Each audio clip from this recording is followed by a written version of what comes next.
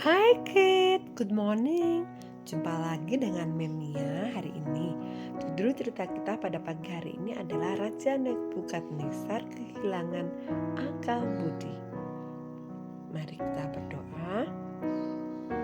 Tuhan Yesus yang baik, terima kasih untuk pagi ini. Kami akan mendengar nasihat firman Tuhan. Berkati kami supaya kami dapat duduk diam mendengar firman Tuhan. Terima kasih Tuhan. Amin.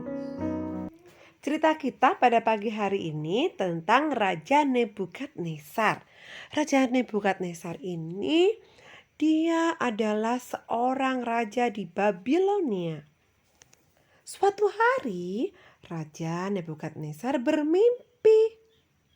Hal itu sangat menggelisahkan hatinya. Akhirnya Raja Nebukadnezar memanggil para orang-orang pintar untuk datang ke istananya untuk mengartikan apa mimpi raja. Tetapi mereka pun bingung dan mereka tidak bisa mengartikannya. Akhirnya raja pun memanggil Daniel. Kemudian raja menceritakan apa mimpinya. Bahwa ada pohon yang sangat besar dan sangat tinggi. Pohon itu sangat lebat. Banyak burung-burung yang bersarang di pohon itu dan banyak buahnya. Di bawahnya hiduplah berbagai macam binatang ternak. Kemudian dalam penglihatan itu nampaklah seorang penjaga, seorang kudus turun dari langit. Ia berseru dengan nyaring, demikianlah katanya, tebanglah pohon itu dan potonglah dahan-dahannya, gugurkanlah daun-daunnya dan hamburkanlah buah-buahnya. Biarlah binatang-binatang lari dari bawahnya dan burung-burung dari dahan-dahannya. Tetapi biarkanlah tunggalnya tinggal di dalam tanah dan terikat dengan rantai dari besi dan tembaga. Di rumput muda di padang biarlah ia dibasahi dengan embun dari langit dan bersama-sama dengan binatang-binatang mendapat bagiannya dari rumput di bumi. Setelah Raja Nebukadnezar menceritakan mimpinya, kemudian sekarang gantinya Raja Nebukadnezar meminta Daniel untuk mengartikan mimpinya. Kemudian Daniel mulai mengartikan mimpi raja. Daniel berkata bahwa pohon yang tuanku raja mimpikan itu yang bertambah besar dan kuat, yang tingginya sampai ke langit dan yang terlihat sampai ke seluruh bumi, dan yang daun-daunnya indah dan buahnya berlimpah-limpah padanya. Ada makanan bagi semua yang hidup, yang di bawahnya ada binatang-binatang di padang dan di dahan-dahannya bersarang burung-burung di udara. Itu adalah tuanku raja.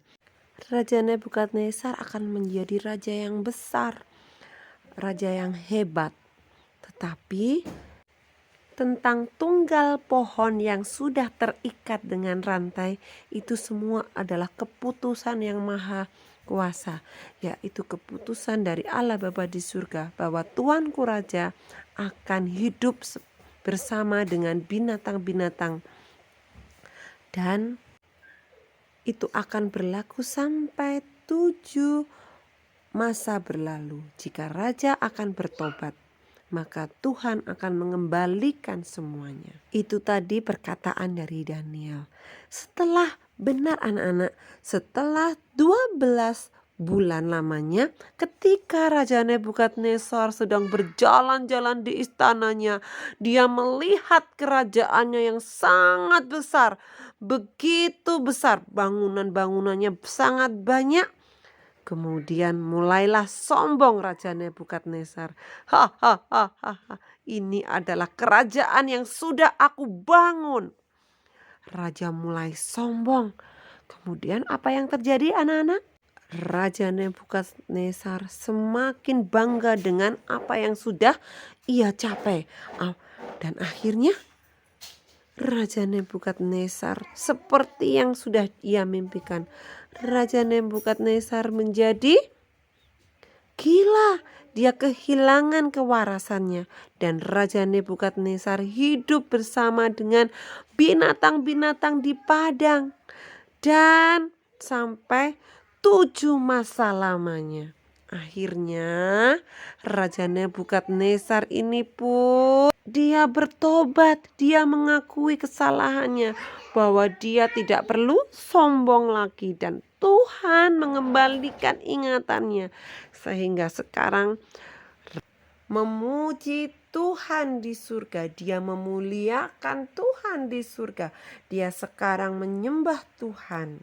Nah, akhirnya Raja Nebukadnezar sekarang bertobat dan mengingat Tuhan. Jadi sampai di sini pelajaran kita hari ini, bahwa pelajaran kita harus menjadi anak-anak yang selalu ingat kepada Tuhan. Kita tidak boleh sombong, kita tidak boleh memegahkan diri kita. Kita tidak boleh merasa diri kita benar, tidak boleh merasa diri kita pintar, tidak boleh merasa diri kita hebat. Karena semuanya itu berasal dari siapa? Dari Tuhan. Kita harus selalu ingat memuji dan memuliakan nama Tuhan. Oke, sampai di sini cerita kita. Kita berdoa. Tuhan Yesus yang baik, terima kasih untuk firman Tuhan pada pagi hari ini. Tolong kami supaya kami menjadi anak yang baik, yang selalu mengingat Tuhan di dalam kehidupan kami. Terima kasih Tuhan, berkati kami hari ini. Dalam nama Tuhan Yesus kami berdoa. Amin. Dadah.